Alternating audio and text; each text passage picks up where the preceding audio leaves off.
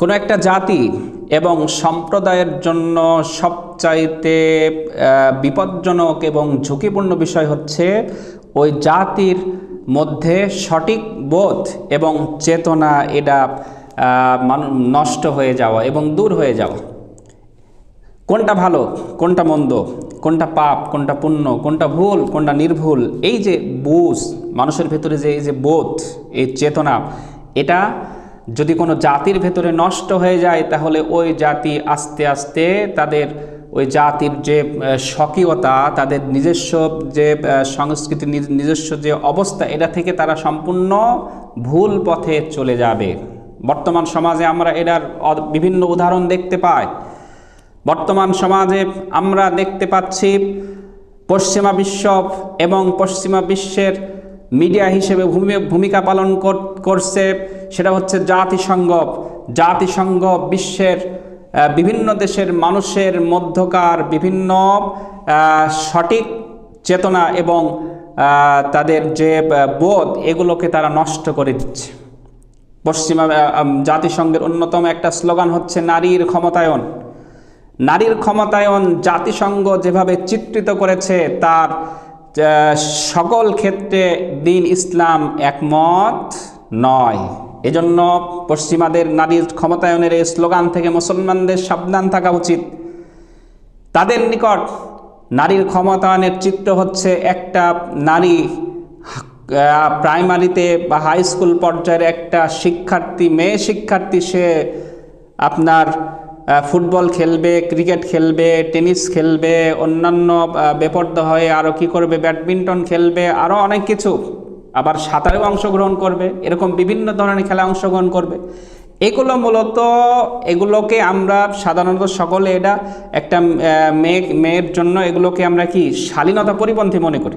কিন্তু আজকে এগুলোকেই তারা কি করতেছে, এগুলোকেই তারা বলতেছে যে না, এগুলোই হচ্ছে নারীর অধিকার। এবং দুঃখজনক যে মুসলমানদের বিভিন্ন শিক্ষা প্রতিষ্ঠানে এগুলোর আয়োজন করা হচ্ছে এবং এগুলো যারা ফার্স্ট হয়, সেকেন্ড হয়, থার্ড হয়, এই সমস্ত মেয়েদেরকে বাহবা দেওয়া হচ্ছে এবং তাদের প্রশংসায় পঞ্চমুখ হয়ে যাচ্ছে আমাদের অনেক শিক্ষক এবং আমাদের অনেক সমাজপতি। অথচ এটা সম্পূর্ণ দ্বীন বিমুখ এবং দ্বীন বিরোধী একটা অবস্থা এবং এটা একটা নারীর জন্য একটা কি অশোভনীয় একটা বিষয়, লজ্জাজনক একটা বিষয়।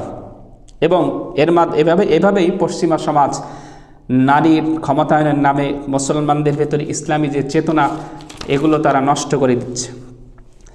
পশ্চিমাদের অন্যতম একটা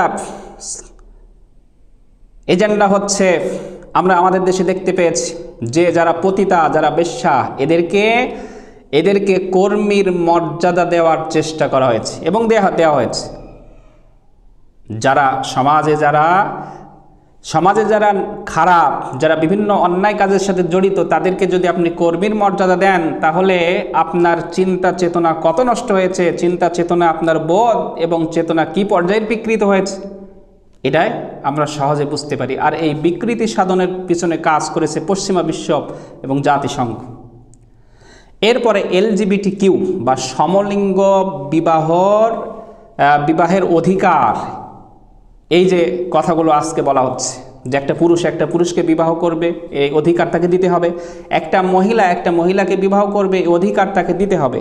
অথচ এটা যে একটা অসামাজিক কাজ, কুরুচিপূর্ণ কাজ এবং নির্লজ্জ কাজ, এই জিনিসটাকে আস্তে আস্তে নর্মালাইজ করা হচ্ছে এবং সমাজে এটাকে একেবারে শিথিল করে দেওয়া হচ্ছে এই চিন্তা, এই বোধগুলোকে, যে এগুলো আসলে খারাপ কাজ। এরপরে ট্রান্সজেন্ডার, অর্থাৎ একটা মানুষ তার লিঙ্গ পরিবর্তন করে সে যদি নিজকে পুরুষ বলে দাবি করে তাহলে তাকে অধিকার দিতে হবে। যদি কোনো মহিলা নিজকে পুরুষ বলে দাবি করে, কোনো পুরুষ নিজকে মহিলা বলে দাবি করে, তাহলে এই অধিকার তাকে দিতে হবে।